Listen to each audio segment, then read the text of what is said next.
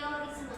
Nah, di sini teori behaviorisme adalah teori belajar yang menekankan di mana bahwa perilaku seseorang itu dapat dibentuk dan diubah. Nah, diubah dengan apa? Melalui rangsangan, stimulus, dan respon reaksi. Nah, respon bagaimana? Nah, di sini respon kita sebagai manusia ini respon terhadap stimulus tadi. Nah, selanjutnya di sini tokoh utamanya adalah Joh B. Watson, Ivan Pavlov, dan B.F. Skinner. Nah, di sini ada kelebihan teori behaviorisme. Nah, di mana kelebihan tersebut ada 5. Yang pertama yaitu mudah diterapkan di kelas karena berfokus pada latihan dan pengulangan. Nah, yang kedua ada memberikan hasil yang nyata, di mana memberikan hasil nyata sesuai perubahan perilaku yang disebut di atas tadi bisa langsung diamati oleh siswa tersebut. Nah, yang ketiga yaitu cocok untuk pembentukan kebiasaan seperti kedisiplinan dan keterampilan dasar. Nah, yang keempat adalah menggunakan reward dan punishment yang memotivasi siswa tersebut. Nah, di mana di sini kita harus menggunakan reward macam kita membuat ekstrakurikuler dan lain-lainnya. Nah, yang kelima adalah objektif. Nah, di mana objektif ini yang terukur karena fokus pada perilaku yang tampak. Nah, selanjutnya ada saya ingin menjelaskan kelemahan behaviorisme. Nah, di mana di sini kelemahannya ada 5. Yang pertama mengabaikan proses mental. Nah, seperti mana? Seperti pemahaman, berpikir dan kreativitas. Nah, selanjutnya yang kedua, kurang cocok untuk pembelajaran di mana pembelajaran ini kompleks yang memerlukan pemikiran kritis. Nah, yang ketiga, siswa menjadi pasif. Nah, di mana di sini pasif hanya meniru atau merespon. Nah, di mana siswa ini merespon tanpa memahami makna. Nah, yang keempat, motivasi eksternal lebih dominan karena di sini ada hukuman, bukan motivasi dari diri sendiri. Nah, yang dimaksud ini bukan motivasi dari diri sendiri, karena adanya hukuman mereka mau mengikuti peraturan tersebut. Nah, dipaksa istilahnya. Nah, yang kelima selanjutnya kurang memperhatikan perbedaan individu dalam belajar. Ini adalah identifikasi perbedaan, kelebihan dan kelemahan teori kognitivisme. Nah, di mana di sini pengertian teori kognitivisme yaitu teori kognitivisme adalah teori di mana teori ini belajar yang menekankan pada proses berpikir. Nah, teori ini menekankan pada proses berpikir siswa tersebut dan memahami dan mengingati informasi. Nah, belajar tidak hanya dilihat dari perubahan perilaku siswa tersebut.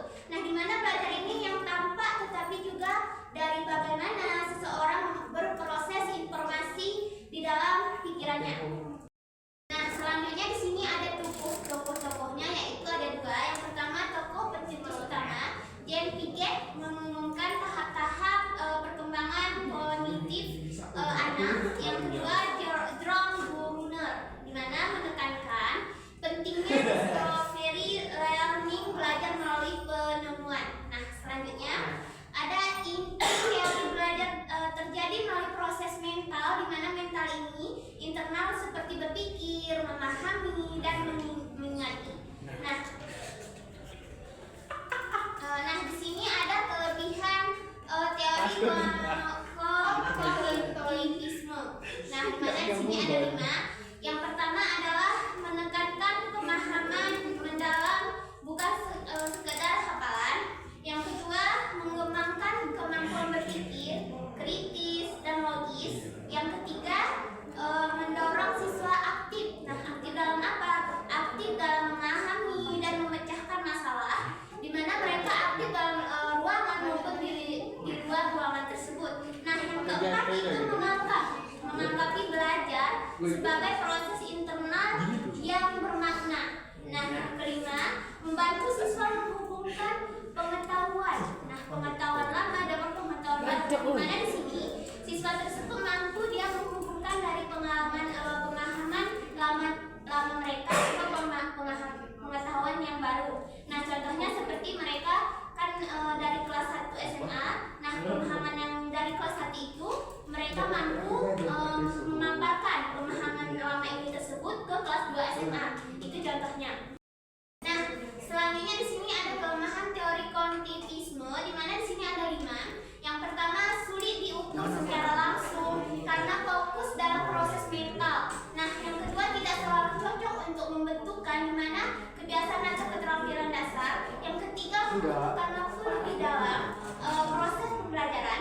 Yang keempat, yaitu guru harus memiliki kemampuan tinggi. Nah, di mana guru ini memiliki kemampuan tinggi dalam apa? Dalam memahami cara berpikir siswa tersebut.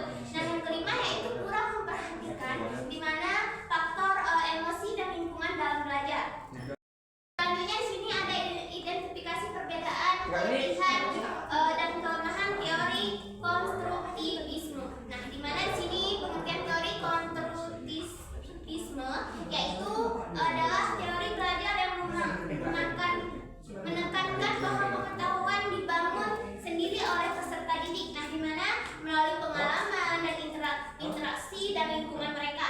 Nah, selanjutnya artinya siswa tidak hanya menerima informasi dari guru tersebut, siswa itu mampu dia mengolah informasi tersebut dalam apa? Tetapi aktif membentuk pemahaman tersebut. Nah, siswa tersebut aktif dia setelah kita menjelaskan kepada siswa tersebut, mereka mampu mengulang apa yang kita jelaskan.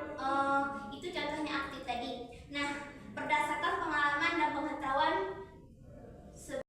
Ada kelebihan teori konstruktivisme yang ada 5. Yang pertama, meningkatkan keaktifan dan kreativitas siswa. Yang kedua, mendorong kemampuan berpikir dan memecahkan masalah. Yang ketiga, yaitu membentuk pembelajaran lebih bermakna karena terkait dengan pengalaman mereka. Yang keempat, yaitu mengembangkan, di mana mengembangkan kemandirian dan rasa tanggung jawab siswa tersebut dalam belajar. Yang kelima, yaitu meningkatkan kemampuan bekerja melalui diskusi dan kolaborasi. Yang selanjutnya kelemahan teori konstruktivisme yaitu ada 5. Yang pertama, membutuhkan waktu lebih lama karena siswa membangun pengetahuan sendiri. Nah, di mana di sini siswa tersebut membutuhkan waktu yang sangat lama untuk membangun pengetahuan mereka yang lebih dalam. Dan selanjutnya yang kedua, guru harus sangat kreatif. Nah, di mana guru ini harus sangat kreatif dalam apa? Dalam keterampilan guru tersebut dalam mengelola kelas. Nah, selanjutnya yaitu sulit diterapkan pada kelas besar dengan banyak siswa. Yang keempat, yaitu tidak cocok untuk pembelajaran yang bersifat hafalan atau rutin. Yang kelima, kemungkinan muncul pemahaman yang salah jika bimbingannya guru kurang.